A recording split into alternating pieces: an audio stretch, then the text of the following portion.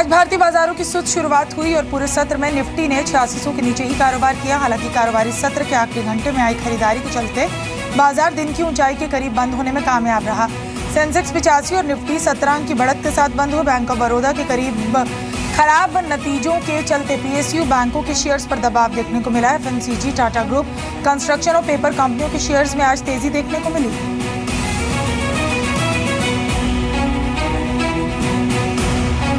बाजार में आज दिलीप बिल्डकॉन की अच्छी लिस्टिंग हुई। एनएसई पर दिलीप बिल्डकॉन 240 रुपए प्रति शेयर पर लिस्ट हुआ। कंपनी की लिस्टिंग 11% प्रीमियम पर हुई। लिस्टिंग के लिए दिलीप बिल्डकॉन ने 219 रुपए प्रति शेयर का इशू प्राइस तय किया था और लिस्टिंग के बाद दिलीप बिल्डकॉन का शेयर ऊपर में 244 रुपए तक पहुंचने में कामयाब हुआ।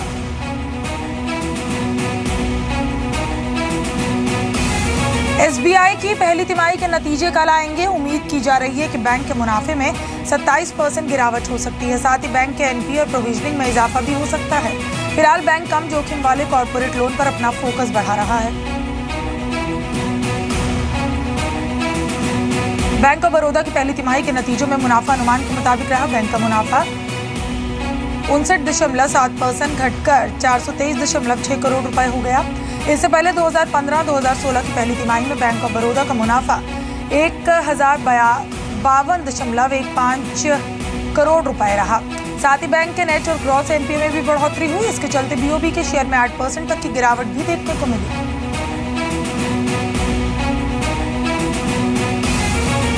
इप्का लैब की पहली तिमाही के नतीजे अनुमान से बेहतर रहे। मजबूत ऑपरेशनल प्रदर्शन के दम पर इप्का लैब का मुनाफा दोगुना हुआ। साथ मार्जिन भी उछलकर 15% के पार पहुंच गया।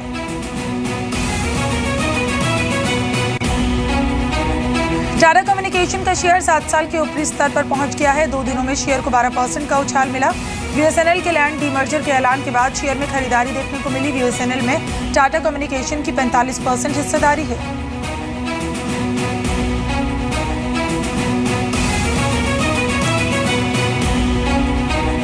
एमएससीआई इंडेक्स में बड़े बदलाव हो सकते हैं। Axis bank, yes bank, BPCL और आयशर मोटर्स का वेटेज बढ़ सकता है। साथ ही आईओसी, बजाज फिनसर्व और पीडीलाइट को भी एमएससीआई इंडिया इंडेक्स में जगह मिल सकती है। यूएस में स्टॉक बढ़ने से क्रूड में गिरावट बढ़ गई। डब्ल्यूटीआई क्रूड का भाव $41 के करीब हुआ। वहीं ब्रेंट क्रूड का भाव $44 के नीचे फिसल गया। एमसीएक्स पर भी क्रूड का भाव 2% तक टूटा। चीनी वायदा कारोबार में लगातार दूसरे दिन भी गिरावट देखने को मिली। 2 दिन में चीनी का भाव 2% गिरा। माना जा रहा है कि चीनी वायदा कारोबार रोक लगने की संभावना के डर से ये गिरावट देखने को मिल रही है।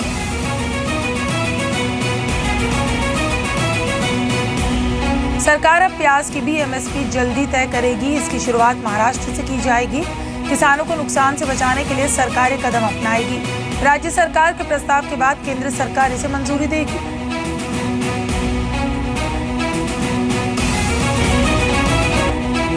टेक्नोलॉजी के क्षेत्र में दुनिया के 100 सबसे अमीर व्यक्तियों में विप्रो के चेयरमैन अजीम प्रेमजी और एचसीएल के को फाउंडर शिव नादर का नाम शामिल हुआ।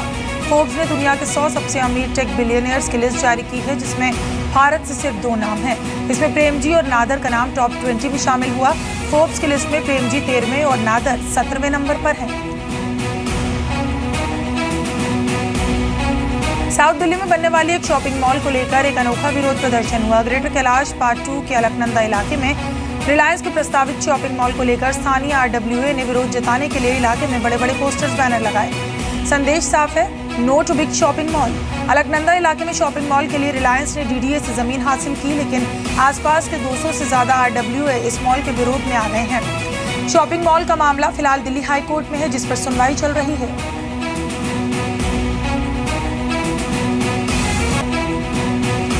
आज लोकसभा में दलित मुद्दे पर बहस होगी, लेकिन बहस शुरू होने के पहले जो बयान आ रहे हैं उसे देखकर ऐसा लग रहा है कि आज लोकसभा में हंगामा हो सकता है। विपक्षी दलों ने सरकार पर निशाना साधा है। मायावती ने कहा कि पीएम को दलित मुद्दे पर संसद के बाहर नहीं, सदन में बयान देना चाहिए। केंद्रीय मंत्री वेंकैया नायडू ने जवाब देते हुए कहा कि जिन राज्यों में दलितों पर अत्याचार हो रहे हैं उन पर कार्रवाई की जिम्मेदारी वहां की सरकार की है।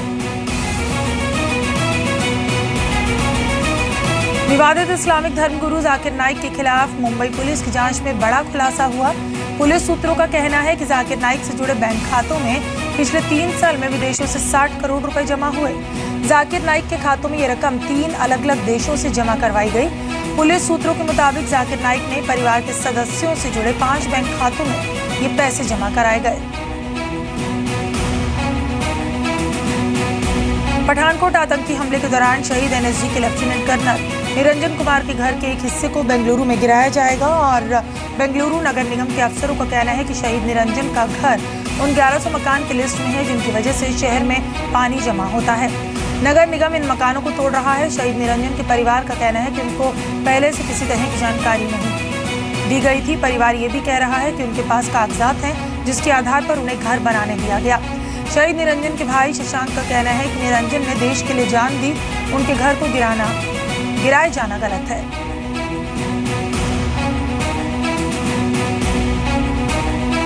राजस्थान के करौली में पानी के सैलाब में फंसे 200 लोगों को रेस्क्यू किया गया। अचानक बाढ़ का पानी गांव में घुस जाने से 30 परिवार के 200 लोग पानी के बीच घर गए थे। रात भर किसी तरह से इन लोगों ने एक ऊंची जगह पर बैठकर अपनी जान बचाई।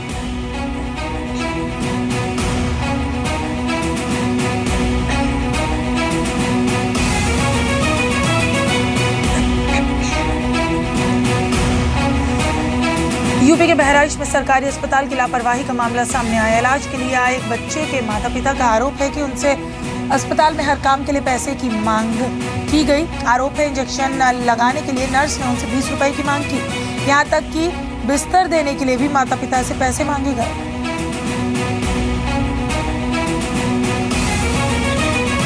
अमेरिका के कैलिफोर्निया की यूनियन सिटी में सिखों के धार्मिक ग्रंथ से बेअदबी का मामला सामने आया, जिसके बाद वहां झड़प भी देखने को मिली। इलाके में तनाव उस वक्त बढ़ गया जब एक अज्ञात शख्स ने सिख समुदाय के लोगों के सामने ही पवित्र ग्रंथ को फाड़ दिया।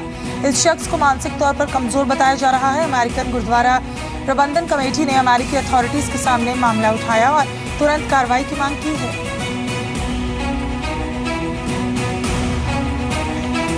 रूस में एक कार क्रैश का वीडियो सामने आया। रूस के लेनिनग्राद में तेज रफ्तार कार के ओवरटेक के दौरान बड़ा हादसा हुआ और कार की सामने से आ रहे ट्रक से टक्कर हो गई। टक्कर इतनी जोरदार थी कि कार में सवार एक युवक बाहर निकलकर सड़क की दूसरी तरफ जा गिरा और उसकी जान बच गई।